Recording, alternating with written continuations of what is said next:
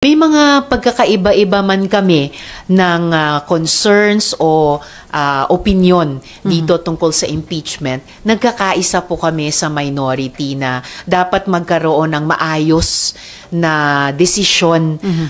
Hindi lang kami sa minority, ang buong Senado kung papaano talaga namin ititreat itong buong impeachment trial at given din yung importanteng desisyon ng Korte Suprema. At the same time, yung ibang mga importanteng prinsipyong nasa konstitusyon, kaugnay ng obligasyon ng Senado, obligasyon din ng House pagdating sa impeachment at yung karapatan ng ating mga mamamayan na magkaroon ng buong impormasyon at matugunan ang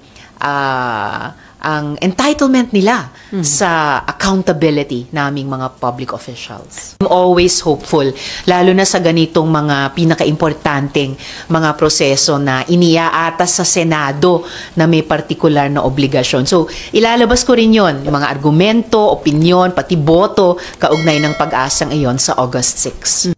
May mga pag-aaralan na eh. Di ba? We give time to everybody. Kung nagsuggest na August 6 eh, pero meron nagsasuggest na ngayon na. Pag-aaralan pa ng iba eh. It was a tragic decision. Tragic because nabasura, nabaliwala yung konstitusyon, tapos nabaliwala din yung mga previous decisions sa Supreme Court, at jurisprudence na ngayon. At sa dulo, nabaliwala din yung mechanism for accountability. Pinahirap nila, gumawa sila ng bagong rules, parang inamen yung konstitusyon, but din sa impeachment. Sino makikinabang yung matiwalit official? Kasi sa dulo, pinahirap yung impeachment process na weaken yung mechanism for accountability. Sir, pero paano habang may MR yung House, anong dapat yung maging action naman ng Senate bilang impeachment court? Dapat ba ituloy pa rin nila yung impeachment trial? I hope that the Senate will be courageous and brave enough to stand on constitutional ground at panindigan na dapat ituloy yung impeachment process. Kasi ang linaw ng sinasabi ng Constitution. This time around, I hope the Senate will take the side of the Constitution. Well, we did not expect for the decision to come out today, so it was really a welcome development. But we have always maintained naman our position. No? We have always been consistent, even back in February, that the fourth impeachment complaint was in fact, or is in fact, infirm in a lot of ways, no? Because it violated the one-year bar rule under our Constitution. Yung po bang defense team, kayo po, nakausap niyo po ba si VP Sara? Well, she just confirmed receipt of our message. We told her that there was an SC decision that was announced today.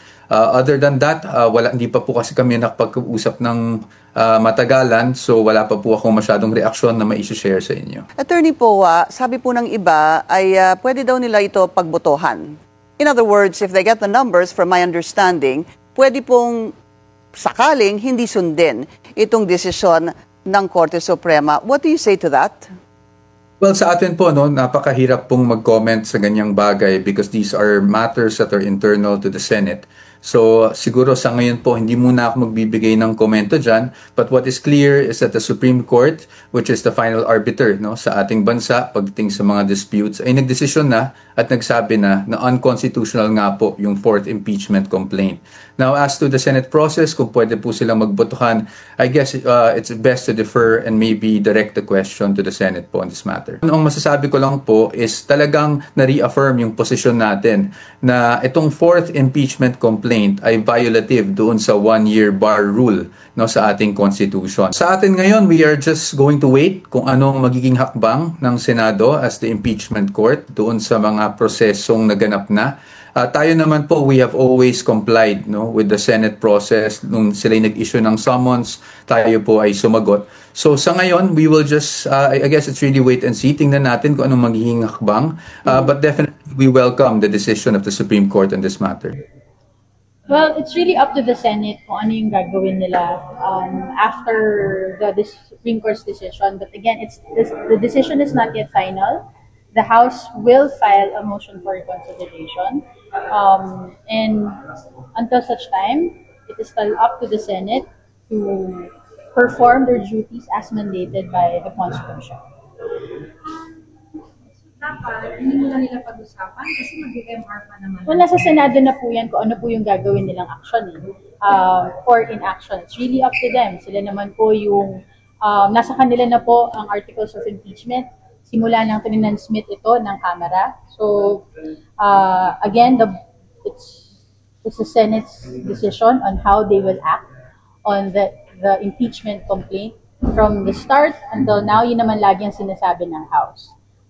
Pero sa part ng House, naniniwala kami na tama at ayon sa batas ang aming naging actions dun sa impeachment complaint. Kaya nga po magpa-file pa po kami ng motion for reconsideration and hopefully pag naitama po namin at napaliwanag ng husto, yung mga erroneous facts na pinagbasihan ng Supreme Court sa kanilang desisyon ay maari pa pong, well, we are hopeful na maari pa pong mabago ang desisyon ng Supreme Court tungkol dito. Ma'am, kailan yung pag-ahain yun ng MR?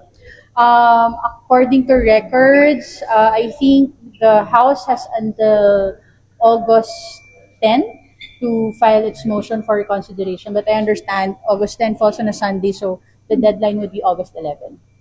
We are a collective body and we will be deciding upon these matters collectively also after deliberation and via a vote.